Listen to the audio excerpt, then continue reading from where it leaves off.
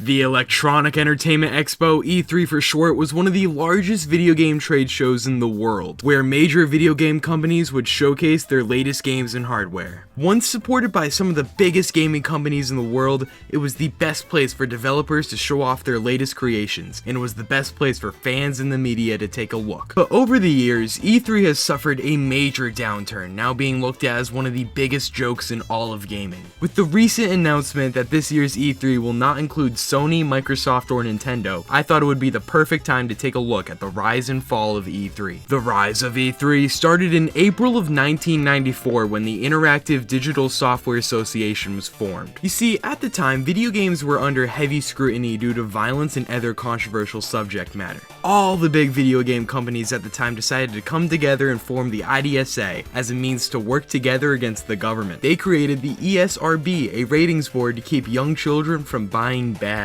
However, the gaming world had one big problem, and that's the fact that there wasn't a trade show for developers to show off their games to retailers. So the IDSA stepped in and launched the Electronic Entertainment Expo. The concept of E3 was short. Major companies would show up, do a presentation showing off what they're working on, and then have the media report on it. It was the best way to announce new games, consoles, and even Keanu Reeves. The first E3 took place May 11th through 13th, 1995 at the Los Angeles Convention Center. Open to just media and retailers, over 50,000 attendees were able to take a look at some of gaming's hottest new items, including the Virtual Boy. Hottest new items including the Sony PlayStation. The first E3 was seen as a major success, with the event becoming an annual tradition from there on out. After that, the event largely stayed the same. Other than 1997 and 1998, the convention was held in Atlanta, Georgia. However, in 2007, E3 did something that many considered at the time to be their death.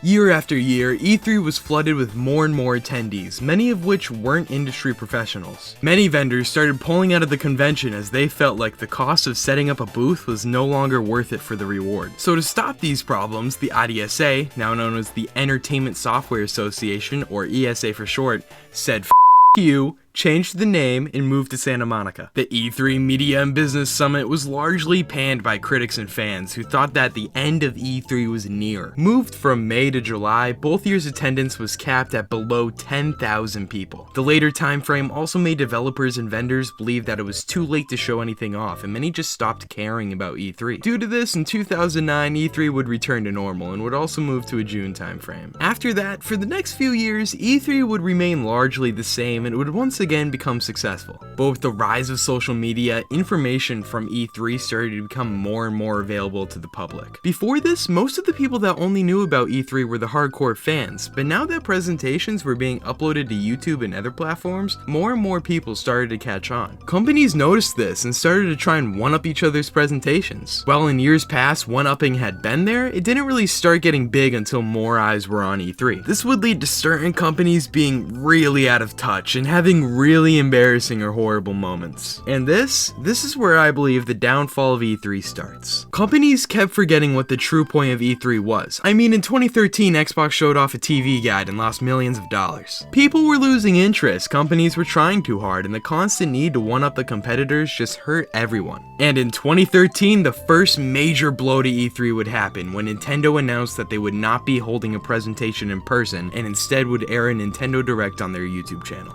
Nintendo was still a part of the event, having a booth and several other displays around the floor of E3, but had no physical presentation. Many at the time thought that Nintendo was making a big mistake, but the future proved that they made a great decision. The cost of doing a huge, flashy presentation was just not worth it anymore. Not enough people cared, and with a shortened and more formatted presentation, it proved to be greatly successful. E3 saw that interest was starting to die down a bit, so in an effort to regain some momentum, for the first time ever in 2015, 5,000 fans were allowed to enter the event. Before that, only media and industry professionals were able to go, so this was a big win for hardcore fans that wanted to check some games out. For the next couple years, fan capacity would increase, but the next big hit would happen in 2019 when Sony completely pulled out of E3. No booth, no presentation, no displays, nothing.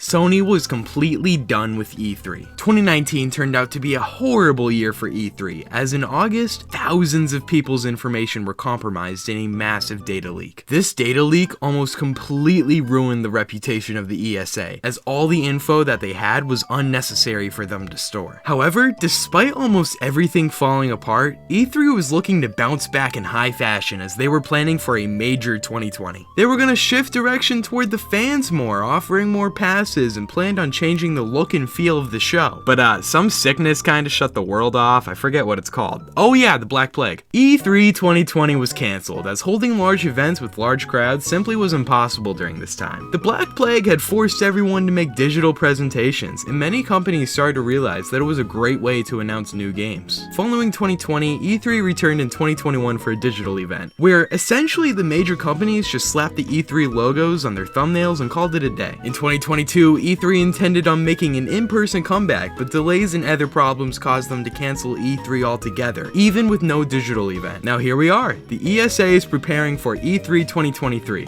their grand return to the public, with an in-person show for the first time in 4 years. With no Xbox, PlayStation, or Nintendo presence at E3, it's hard to imagine the show being a major success. E3 was once an amazing place to learn about new game information, but over the years, companies lost touch, and the final blow was the Black Plague screwing everything up. It's unfortunate, because I used to love E3 growing up. I would watch all the shows and always be excited for whatever was going to be announced next. I honestly hope E3 can find a turnaround, but with digital presentations being cheaper and easier to make, it's apparent that the E3 format is just now obsolete. At least we're saved now from stuff like this.